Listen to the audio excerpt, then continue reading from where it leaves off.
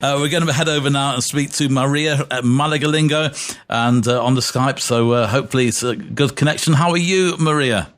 Muy bien, buenas tardes. I am fine, thank you. Good. Muy bien. Okay, so I need to learn some more Spanish, so you're going to teach me some Spanish, and also we're going to let people know how they can get in touch with you later as well, so they can contact you and learn some Spanish from you. Your English is very good, Maria. Where did you learn English? Oh, I am learning English for more or less 15 years or so. Es muy difícil, ¿no? It's more difficult than Spanish. Yeah, well, I would say the same about Spanish, of course. So. Yeah. But do you watch movies in English or listen to music in English at all? Yes, especially movies, but or series or short series, because it's more simple for me, and with subtitles, con subtítulos. Yes, in Spanish. Maria, see if you can get closer to the mic because there's a lot of echo on the. That's fine. As close as you can, that'd be great. Thank you. Okay. So today we're looking at some words which I really struggle with, and that is the kind of the provisionally looking at how we can change them and see how we fit these words into place. So, like ser and estar. Yes, my students say ser and estar. That is the question. Yes, but this is I do struggle with this one. If I walk into somewhere and I'm asking if somebody is there, so I say, "Es Martina estar?" Is that correct or not? Yes, but the trick is ser is permanent, cannot change. Yeah. So, for example, the characteristic, I am a woman, everything can change in the life, but if I am a woman, it's soy mujer because cannot change. And estar is temporary, can change. So usually ser is for characteristics because doesn't change, don't change, and estar for locations or not permanent thing. What about hair color then for women? Sorry? What about hair colour for women? Because sometimes they're blonde and other... Yes, it's a good example. For example, I am blonde, but now my color, because I taint, is brown. So you can say, yo soy rubia, soy, because it's my original color, is permanent, but ahora, now, estoy morena, because I changed my color. So is that kind of like can that be a chat-up line as well? You know, when you go and speak, when you see a girl that you like, you may say, hola, rubia. Is a good thing to say to the woman. Yes. Yeah. Okay, I'll get into trouble now, so I'll leave that. So tell us, that really is the main point, isn't it? Permanent and temporary. I mean, can you give us some maybe examples of where we use those words? For example, with the people that live in Spain, but it's not Spanish, it's simple because when you say yo soy, I am, yo soy, if you say soy, you have to say your origin. So you say yo soy inglés. Yeah, sí. But yo estoy, with estar, estoy en España. But I am temporarily, or I'm living here in Spain, yeah. Yes, because soy is permanent, it's your origin, you cannot change your origin, so soy English forever, for all your life. And then, what about somebody who may be drunk? Or somebody who is a drunk, we would say in English, you know. Yes, then with the adjectives about your feeling, if you say soy or you say estoy, it changes the sense. For example, if you say soy borracho, drunk. If you say soy, it's permanent. So it's just you are alcoholic. You have a problem because you are more of the time alcoholic. If you say estoy borracho, it's okay. Tomorrow is another day. Yes. Yeah. and tomorrow I will have pain. Yes. Yes, you know. Okay, so that's fascinating. And what about ser aburrido? What does that mean? Or estar aburrido? Aburrido. So remember that when you speak about whatever characteristic, when you say the characteristic with soy, it's like permanent. And when you say with estoy, it's not permanent, it's for a day. For example, I can say, yo soy alegre, I am happy, yo soy alegre. It's my permanent character, it's part of my character. But if I say, but today I am sad, pero hoy estoy triste. Because it's temporary, it's just today. So it's like aburrido. If you say soy aburrido, is like you are boring. You are boring. Oh, because thank you. Right. Oh, sorry. And if you say estoy aburrido, it's because you are bored, so probably it's my fault if you are. No, I won't go that far. No, right.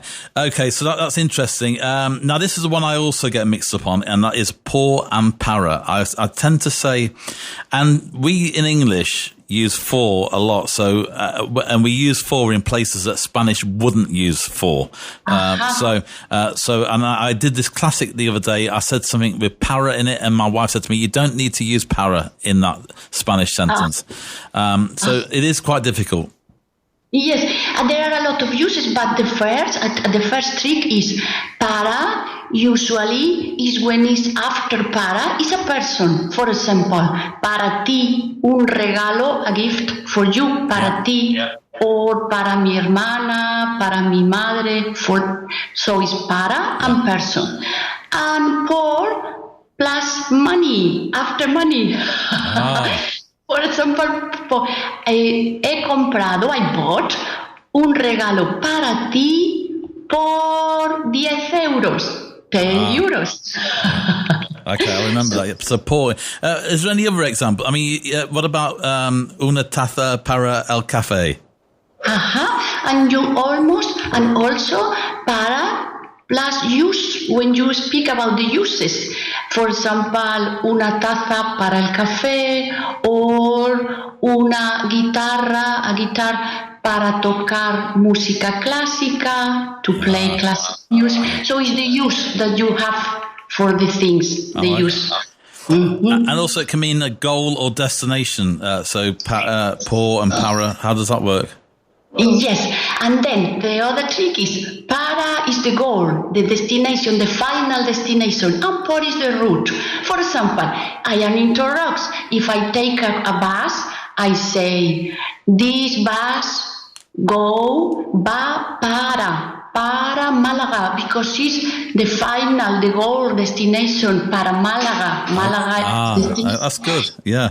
But I can say, ¿por dónde va? ¿Por la autovía o por la costa? For the road or for the coast? So is the route? That's interesting. You'd actually start the sentence with por. So por donde va would mean for where is it going? Por, yes, is the route. What is your route until whenever you want, wherever you want? Yes. So para is the final destination and por is the route before arrive. And I like what you put here in the notes as well, Maria. Por is the reason before and para is the goal after. So that's good, yeah. Yes. Now, I'm going to say a Spanish sentence, and hopefully you can tell me if I'm saying this incorrectly. Por tu culpa nos han castigado a todos. Yes, this is the reason. Por tu culpa is by your fault. It's your fault, and we are all of us, we are punished, but it's your fault. So it's por because it's before. Your fault is before, and then is the punish. Thank you, Maria. Okay. Sorry. No. I'm only joking. I'm joking. You'll get to know my humor. Now, por tener fiebre, tenemos que estar en cuarentena Quarantena 20 días. I would have said para 20 días, but that's wrong, isn't it? No, when it's numbers, remember numbers or money or number is por. When it's people, it's para. And when it's numbers, money or days, it's por. Now you see, I just remember the context that I was using this word in the other day. And I said I was waiting outside a changing room, probadores. in la tienda, in the shop, and I was waiting for my wife, but I said, esperando para mi mujer. So in English, that would sound right. I'm waiting for my wife. But that would not be the right way to say it, would it? In Spanish, it's esperando a mi mujer. Sí. Dice San Pablo. Okay. Yeah. Okay. And what about? So, for example, with the fever, I say for my fever. If I have temperature, I say for my temperature. It's because it's the reason. It's before first. I have temperature, and then I have to be in quarantine or lockdown. No, lockdown. Quarantine, yes. Finally then, Maria, because we're running a little bit out of time, compras y barras, neutral expressions to use in all cases. So you need, yes. It's because here we have not lines. The people has not lines in Spain, So it's just a lot of people together. So you need to know what is your turn. So to ask when is your turn, you have to say, when you enter, you have to say, el último. Yes. It means what is the last people, okay? Yeah. I've learned that one quite a lot in the bank. Yes, or in the supermarket. El último. And then when somebody want to pass in front of you, it's your turn, but somebody pass in front of you. So the only way to stop is to say, me toca, because me toca is like, it's my turn, es mi turno. But if you say es mi turno, it sounds like very polite for us. Yeah. So if you say me toca, it's the only way that everybody stop and you can pass. So yes. me toca? Yes, me toca, it means it's my turn. Yeah. It's my turn. Now you see, Maria, I need to learn that a lot, because sometimes when I moved to Spain, I realized in England we queue in a line, and in Spain it's kind of like everybody knows which person is next and who's last. Yes, it's different.